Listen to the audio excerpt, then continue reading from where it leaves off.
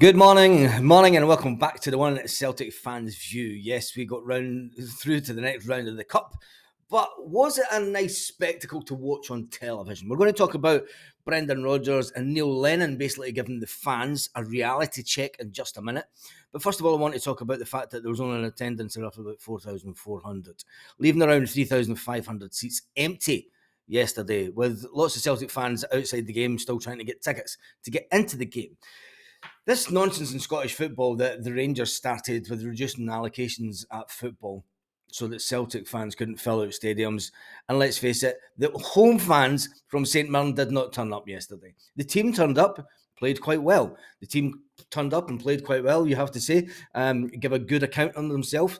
And if it had been a full stadium, it would have been a cracking spectacle for television. And I think this nonsense with the reducing allocations is something that really needs to be sorted out in Scottish football.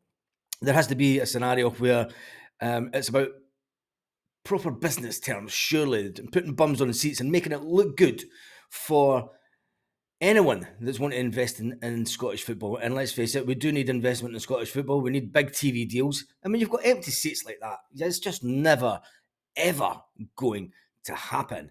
Anyway, Brendan Rodgers and Neil Lennon. Has Neil Lennon just given the Celtic fans a reality check? Oh, it was going to be a test for us, but I think defensively we stood up to it really, really well. With some moments in the first half, we just need to figure out one or two ways better to play through their sort of mid-block. We'd all agree with that. I think the Celtic needs to find a way to be able to break down teams. People are saying that Brendan Rodgers' football is boring. And then we got into some really good areas and could have scored more goals in the second half. Yeah, definitely. Brendan, I think you've had it's been very difficult for you to pick a consistent starting 11. We've had to use the squad to its best, but any update on the likes of Johnston, Vickers, Taylor, when you would expect them to be back? Yeah, Greg Taylor's been a big miss for us. Someone like Greg, it's only when he's out of the team that you see what he brings, his brightness, his cleverness, his technique, his physicality in terms of his running and into the right areas. So, but he's back training and he'll be available for next weekend. Carter Vickers won't be too long. Again, he's out on the pitch, but it's been a challenging year for him. He's had the operation, and you know what it's like. It's sort of from that there, he's had rumblings then, and it's maybe even taken this whole year to get over that, and then have a good pre-season. But he's back on the pitch, and hopefully in the next few weeks he'll be okay. Yeah, because that's good that Carter Vickers is going to be back soon, but there's probably Celtic fans out there that are hiding behind their sofas listening to that. Brendan Rodgers paying homage to the one and only Greg Taylor, because there's a lot of people saying that Greg Taylor shouldn't even be in the team. Celtic need to bring in someone to replace him, someone better. The squad players have certainly came in and had to play their part, but it is difficult, you know yourself, in that back line, trying to develop relationships and make partnerships, and it seems as if week after week you've had to chop and change. I think that must be it's the biggest part of the pitch for me, Jim. Mm-hmm. The centre halves in particular. Yeah. Because it's two players, but it's one position. You know, you need two players that are in sync, and I think that's always the basis of a good team. And sadly for us, we've been missing Cam, who's our top centre half for a lot of the season. So why wasn't asked about Gustav Lagerbielke? That's an interesting one. That they decided to omit asking about the one and only Gustav Lagerbielke, who did score for us in the Champions League, and the only thing he's done wrong this season is get a sending off, which I think is a bit harsh on the player. But the likes of Welshie and Scalesy come in and done great. You know, Welshie hasn't played a lot, and then when he has, he's picked up a knock. But I thought those two were really competitive today and dealt well with the big centre forward. He has to have had some kind of fallout with Gustav, because even Brendan doesn't go to mention Gustav Lagerbielke there, and there has to be something. Someone who goes to the press conferences need to ask about this situation so it gets cleared up. 8 wins and a draw to the last 9 games, Brendan. It's not bad. It's Celtic. It's not bad. It's Celtic. Listen, you very sarcastic by Neil Lennon there, saying it's not bad. You guys know as well as anyone. It's one where I think when you're a winning club, and you have the winning mentality, I think they're trying to gang up on us now. There has to be a reality to it as well, you know. And it has to, you know, sometimes the narrative has to be realistic. You know, 8 wins and a draw out of 9 games. You know, considering all these sort of outside problems that the club's supposed to be having. Aye. You know, the players are responding brilliantly. And Aye. I think They're responding brilliantly, says Neil Lennon, and Neil Lennon says that we need a reality check. Neil was the manager who, let's not even talk about that, but we have lost a significant lead this season, and I think that they need to put that into the perspective for fans. Joe Hart's been great and all, Brendan, in the He's last been few brilliant. games. He's so clean.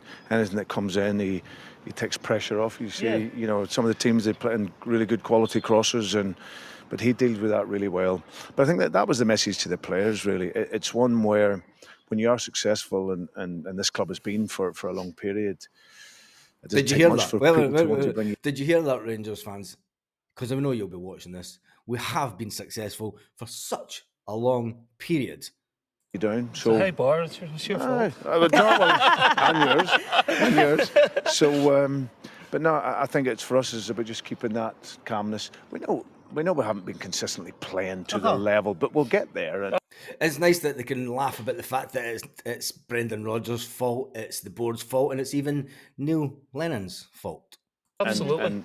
And obviously, once all the pitches and that get a bit better, it'll be a bit quicker as well. But I can't complain about the players, and the guys coming in and adapting, and they're giving us absolutely everything. I thought you started the second half really positively. You know, the first half maybe St Mirren had the better of the initial moments in the game, and you know, I think they hit the bar at that particular period, and then you went up the other end and scored that goal. But I thought it was really important that you started that second half on the front foot. Yeah, but from the kick-off again, actually from the kick-off we lost the ball, but we got into a rhythm much better and got through the pitch then fairly well. And like you say, the second goal takes a wee bit of the anxiety out of it. And you know what it's like. You need the second goal, don't you? Aye, now you do it. And no matter how good a team you are and how dominant you are, if it's 1-0, and we've had that a few times this season where too many times, so many chances, not taking them or missed penalties, and then all of a sudden it becomes anxious. So, but everyone expects you at Celtic, don't they, to win 4-5-0? But you got to have the guts to deal with that, and these players are showing that. I think that's a massive reality check for Celtic fans from both Neil Lennon and the manager. Tell me what your thoughts are about it in the comments. Is it a reality check? Do we need to or are you happy with the way that we played yesterday? Are you happy with the way that the season is going so far? Got to also emphasise, Brendan, you are creating the chances. So as a coach, that's a pleasing aspect of the work that you're doing. You know, maybe they're not taking the chances, but the fact that you keep going and you keep and even at the end, it could have been 3 or 4 in the end today. And maybe sometimes the scoreline hasn't reflected your overall dominance of games. No, it has been like that for a few games, Neil. So, but like I said, it's getting into the areas. It's also players coming in and understanding how we function. And I think what the pleasing thing today for me was, I said beforehand, in terms of offensively, this is a running team, you know. But for that, you need to be able to play quickly forward through the gaps, because if you get it through the gaps and you're not playing the passes, people stop running. Yeah. And when you stop running, then you're lost. And this is so Brendan Rodgers is basically admitting that sometimes this team is lost because it can't move to the pace that he wants the team to play it. Some people are saying that Brendan Rodgers have introduced this side-to-side passing, and it's his ethos, it's his way of playing football.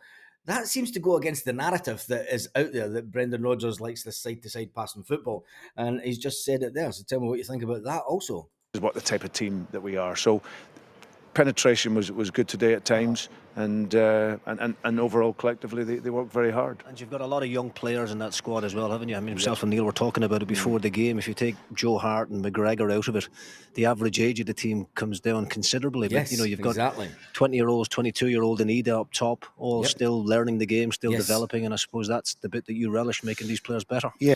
Before Brendan talks, this is one of the things that we've been talking about all season, and even right at the beginning of the season, we did a comparison to the average age of this Brendan Rodgers team to Brendan Rodgers' team the first time round, and even to Martin O'Neill's team when he was at Celtic. And the average age of those teams were about 5 years older than what Brendan Rodgers' current team actually is.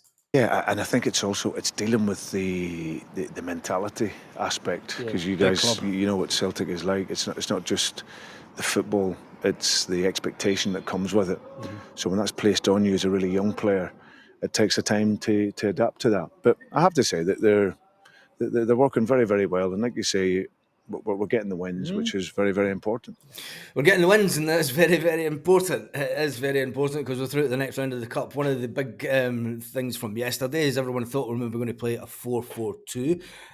We didn't play a 4-4-2. We sat Kyogo slightly behind Adam Ida, to the dismay of a lot of fans yesterday when the game first started, and especially at the pub.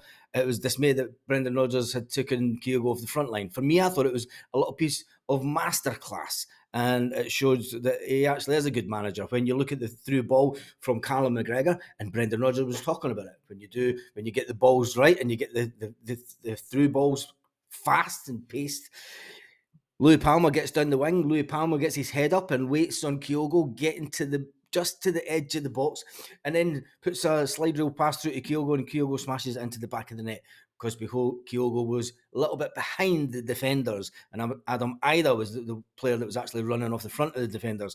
I thought Kyogo yesterday had a lot more room to manoeuvre. He wasn't getting the defenders weren't able to block his runs as much because. And we've seen it happen all season off the ball. Kyogo goes to turn and make a run, and a defender just walks straight into him, and shoulder charges him and knocks him on the floor. That didn't happen as much yesterday because you had Adam Ida playing further forward. Was it a little bit of ingenious from the one and only Brendan Rodgers? Tell me that one in the comment section. I thought overall yesterday Celtic were a bit improved, tactical. There had been some changes, and it was nice to see. It was really nice to see that Brendan Rodgers can make those tactical changes. He has had a lot of criticism lately about the fact that he seems to stick to his 4-3-3 formation, but yesterday he showed that he can mix it up just a little bit.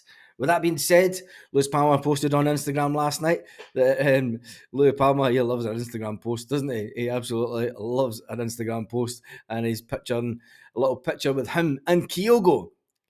Keep on going. Hashtag next round. And on that note, have a fantastic day.